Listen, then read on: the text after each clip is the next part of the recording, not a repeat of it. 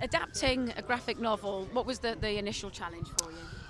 Well, the graphic novel was a great help because you could see straight away where the comedy was, and then you could react to it. You say, "Oh, I don't think that'll work in a film," and it gives you ideas. So it was actually really reassuring. And the scaffolding there already, some of which you could knock down, and some of which you could sort of fancify and then pretend it was your idea. So yeah, it was really good. I mean, what was great about having that graphic novel was that you knew that there was something in it. You knew that the comedy would work, and so that really helped. Yeah. And of course, satire is the perfect platform for this story, isn't it? Yeah. I mean, it's amazing. I think Donald Trump has been our official publicist because, like 2 years ago when we started writing it, he was sort of a twinkle in a satirist's eye, but he wasn't. Now he's president, and it's made the film. There's so much of the film we think, oh my God, that's like there's all these different resonances. So if he's been good for one thing, it's for promoting our film.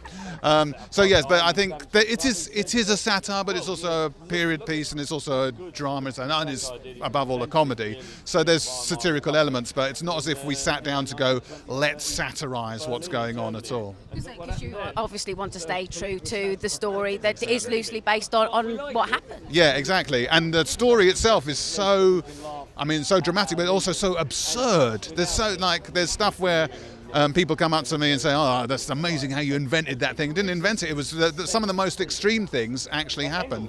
So, like in the there's that scene at the start where the Stalin asked the orchestra to record a piece they've just played. The conductor faints. He can't cope with the pressure. They have to get another conductor who conducts in his dressing gown. That all actually happened, and in fact in real life they had to get a third conductor because the second one was drunk.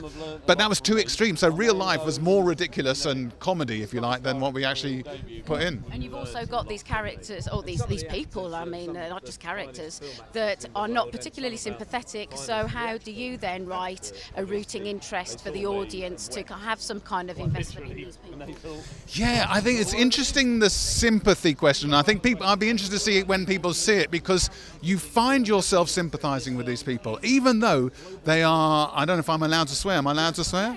But they are the biggest shits you can imagine. They're murderous shits. And yet somehow you do sympathize with them. I think that's the strength of the movie, I hope. Even the worst one, Beria, you sort of do feel sympathy, and you. I'm not saying you relate to it, but because you don't know what it's. But you relate. You can see they're actually what they are is a bunch of lads who, instead of going on a stag weekend, decided to go on this murderous 20 years in Russia, in the Soviet. Scary.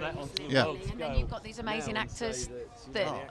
No, it's not. I mean, the cast is incredible. It's a bit like it's a bit like your fantasy dinner party game, and you just say, "Oh, I'll have Steve Buscemi. Oh, I'll tell you who'd be good, Michael Palin. Oh, and I'll invite Jeffrey Tambor," and they're all there. It's fantastic.